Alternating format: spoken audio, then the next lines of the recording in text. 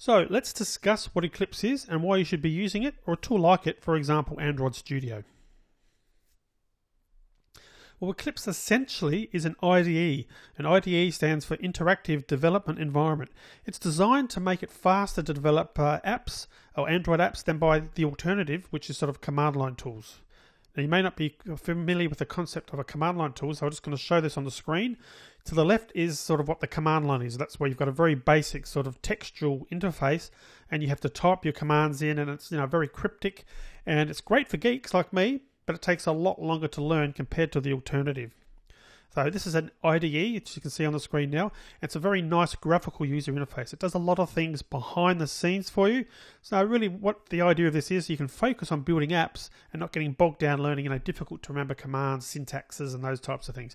Now trust me on this, when I started Java in the late 1990s, these types of tools did not exist, or if they did exist, they were very primitive. These days, these tools really do save you a lot of time. They're extremely powerful, and they'll automate a lot of common functions at a press of a button. They do things like, for example, renaming something, which is often a problem to get right manually, easily without error.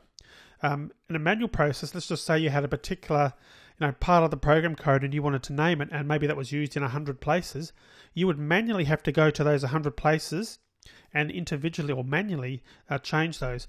With a tool like Eclipse, you can click on a button and you can click on a refactor. It's called refactoring. One click, type in the new name, and it goes through and does the 100 for you. And it also makes sure that they're all okay. If you can imagine doing this manually, you might forget to do one, or you might make a typo, those types of things. These are the types of things that these interactive development environments are really, really good for doing. And look, in some cases, it'll even write certain parts of the code for you. And in some of the apps that we're creating, I'm going to show you some of the things where some of the sort of functions of these IDEs where it does do just that. It creates and sort of automates writing parts of the code just to really reduce the amount of manual stuff. Reduce the tedium, I guess is what I'm saying. So again, you can focus on producing a great Android app and not get too bogged down in the syntax of cryptic commands and those types of things. So Eclipse first is my recommendation. We're going to focus on Eclipse, which is part of the Android developer tools first, and then progress to Android Studio, which is the latest product by Google with all the bells and whistles.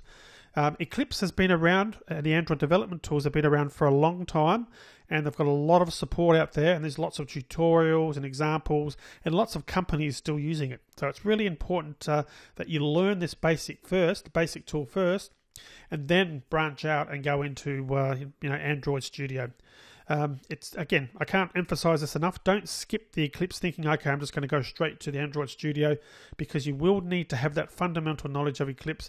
And look, it is a good tool, and it's a great skill to have that skill set to show on your resume, to know that you've got experience in both of these.